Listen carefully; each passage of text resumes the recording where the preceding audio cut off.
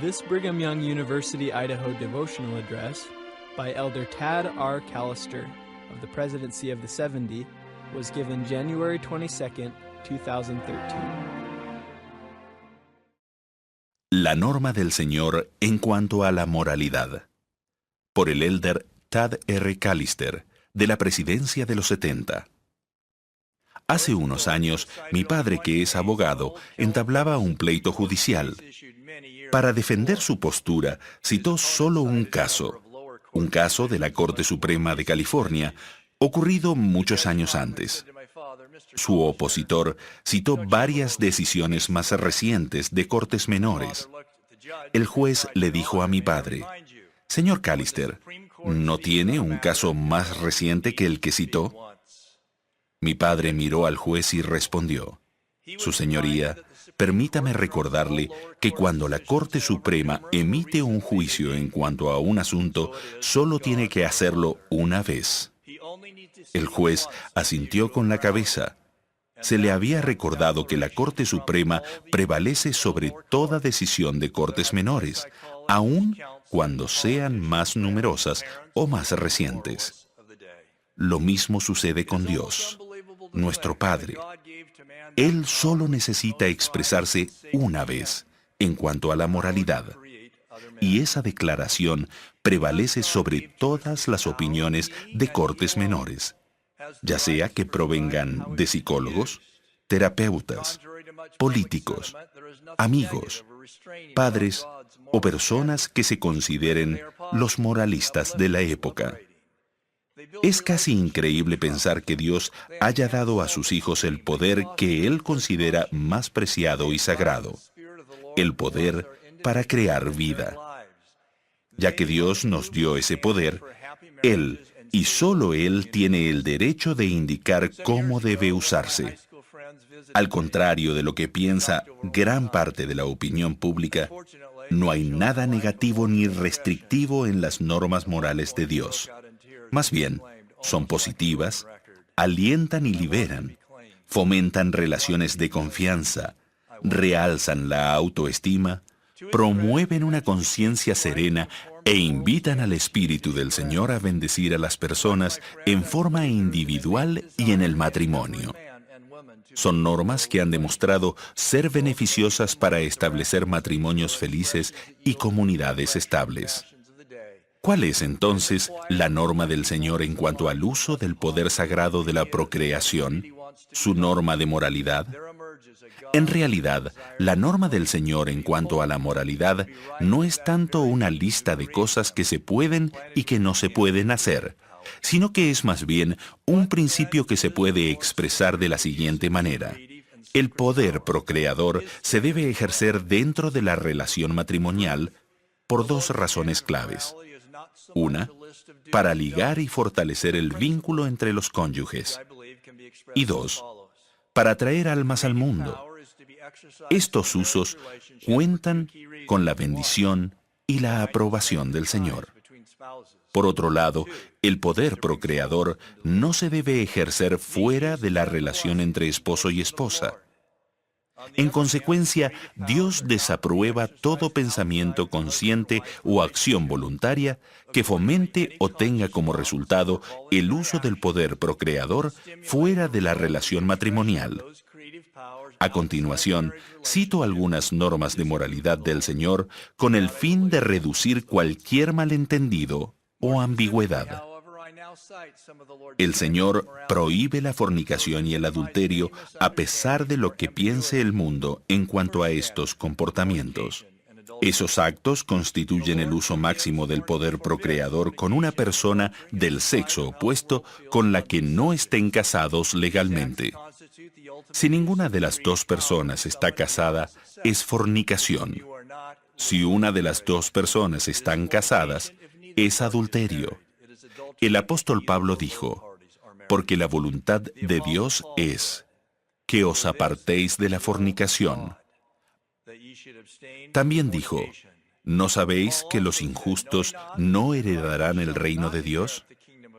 No os dejéis engañar, ni los fornicarios, ni los adúlteros heredarán el reino de Dios. A veces las personas no se dan cuenta de la gravedad de estas transgresiones, o en algunos casos las justifican. Aparentemente, Coriantón no comprendió la gravedad de lo que había hecho cuando pecó con la ramera Isabel. Alma, su padre, lo puso en perspectiva.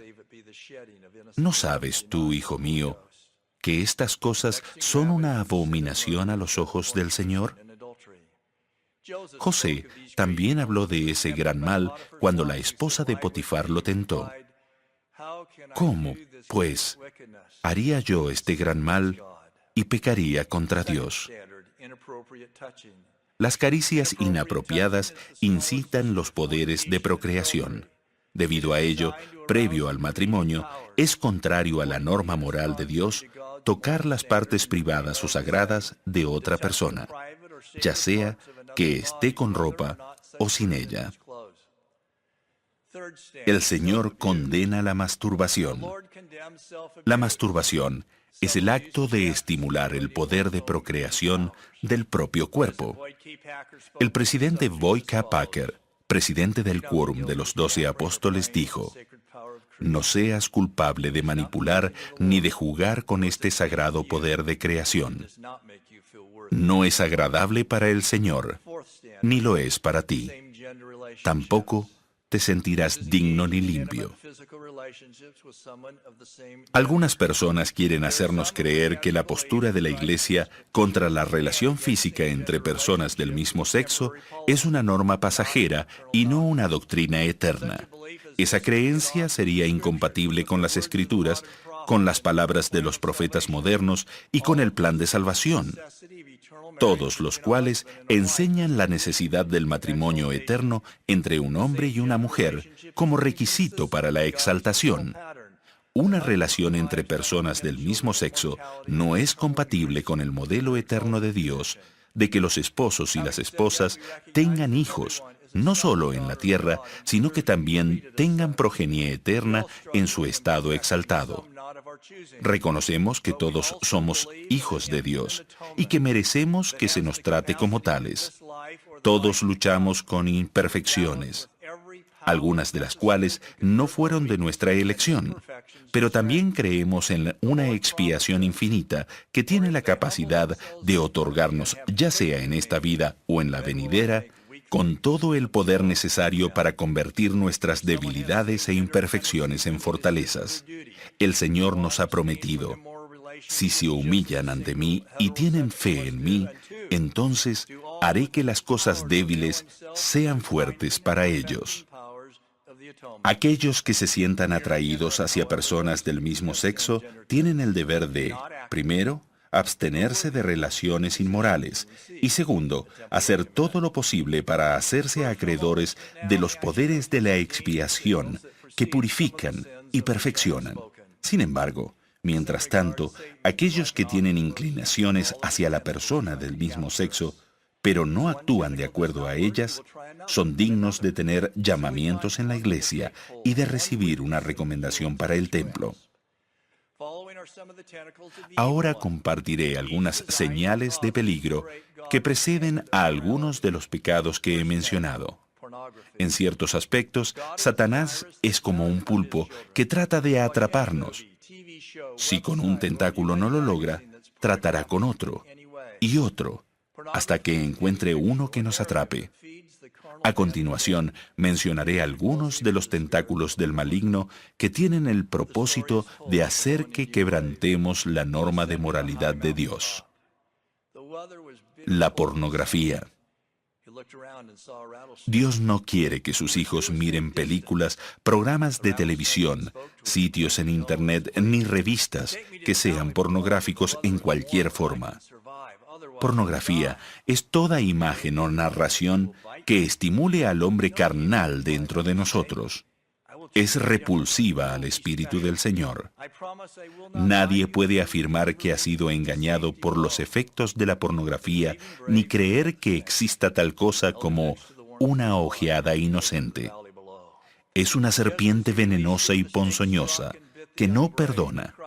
Acometerá en el momento en que den el primer vistazo y seguirá atacando con una porción completa de veneno cada vez que miren a partir de ese momento.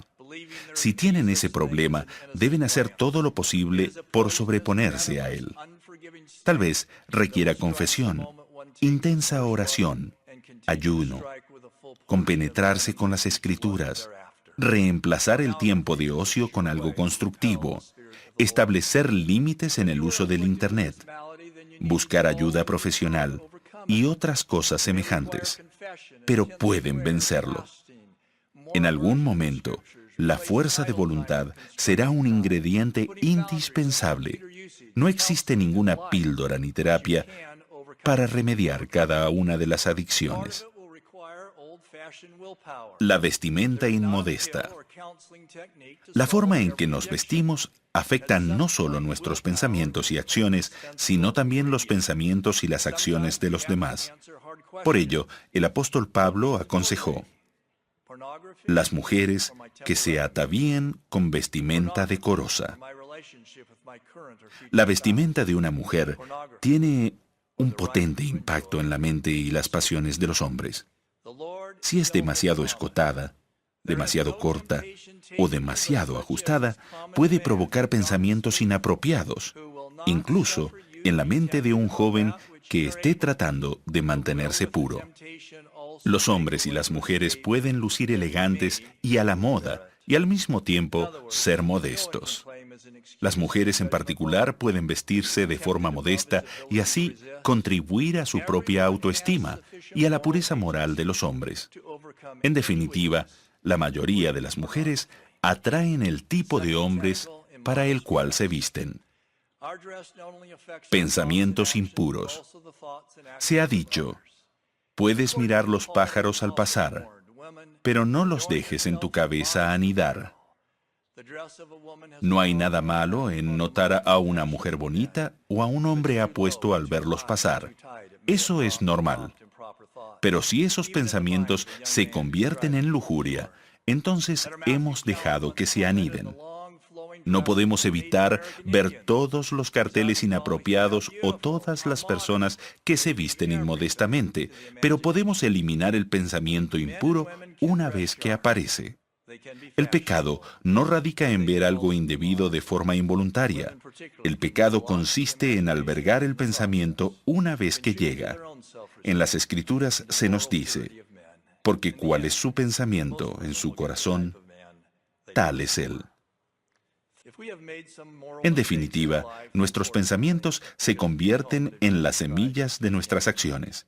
Tenemos el poder de tomar control de nuestra vida y de nuestros pensamientos. Los pensamientos buenos y los malos no pueden coexistir en la mente. Del mismo modo que la luz y la oscuridad no pueden existir al mismo tiempo en el mismo lugar. En algún momento, tenemos que decidir a quién invitaremos a quedarse. Si lo deseamos, podemos erradicar todo pensamiento indigno y reemplazarlo de inmediato con una canción, un poema o un pasaje de las Escrituras edificantes. Así como la oscuridad se desvanece en presencia de la luz, la maldad se retira ante la presencia del bien. Lugares aislados y amigos que nos tientan. En ciertos momentos y en ciertos lugares, sin importar lo fuertes que seamos, tenemos menos resistencia. En la peor de las circunstancias, incluso algunos de los mejores hombres y mujeres han caído. Le pasó al rey David al mirar a Betsabé por la noche. Al principio, desde una distancia aparentemente segura. Ninguno de nosotros debe considerarse tan fuerte ni tan inmune que no caerá. Los lugares apartados, el trasnochar y los amigos sin normas morales firmes tienen gran tendencia a conducirnos a las garras de Satanás. La justificación. Para justificar la transgresión moral, se usan dos argumentos frecuentes. El primero es: la amaba. Satanás es el gran falsificador. Trata de hacer pasar la lujuria por amor. Hay una simple evaluación para detectar la diferencia. La motivación del amor es el autocontrol. la obediencia a las leyes morales de Dios, el respeto hacia los demás y la generosidad. Por el contrario, la lujuria está motivada por la desobediencia, la autocomplacencia y la falta de disciplina. El segundo argumento es: nadie lo sabrá nunca. El Señor ha disipado ese mito en muchas ocasiones. Él declaró: y los rebeldes serán traspasados de mucho pesar, porque se pregonarán sus iniquidades desde los techos de las casas, y sus hechos secretos serán revelados.